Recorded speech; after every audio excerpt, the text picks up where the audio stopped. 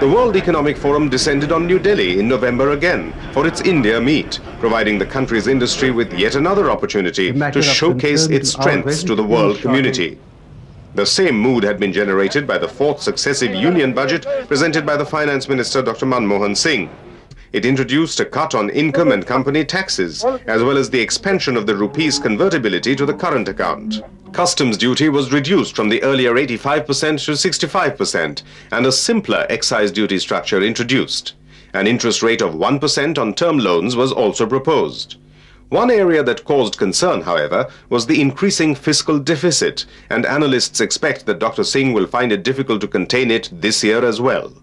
But the most significant event of the year that will change the way business is done throughout the world was the signing of the General Agreement on Tariffs and Trade, GATT. But GATT wasn't welcomed by India's farm lobby, as it believed that his proposals would be inimical to its interests. The country witnessed widespread protests while the opposition attacked the government in parliament. But the government ultimately managed to overcome the crisis and convince the nation of the inherent advantages. Without rule-based multilateral trade arrangements, bilateral trade arrangement would always put developing country like India in a disadvantageous position. I will give you a simple example. China opted out of GATT in 1949.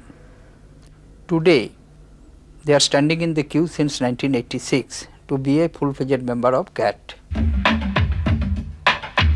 The year saw more tie-ups between international companies and Indian industry.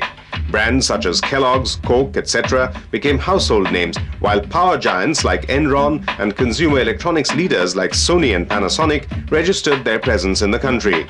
The bulk of these foreign investments were in the sectors of power, the transport industry, chemicals, textiles, and industrial machinery. However, the last week of the year saw the breaking up of the tie-up between Coke and Parle, an indication that the marriage between multinationals and Indian companies may not be a bed of roses after all. The aviation sector was the first to feel the effects of the liberalization this year. As a New Year gift to the air taxi operators, or ATOs, the government repealed the Air Corporation Act of 1953. And in November this year, it conferred upon 6 ATOs the right to operate as scheduled airlines, thus putting them on par with Indian Airlines.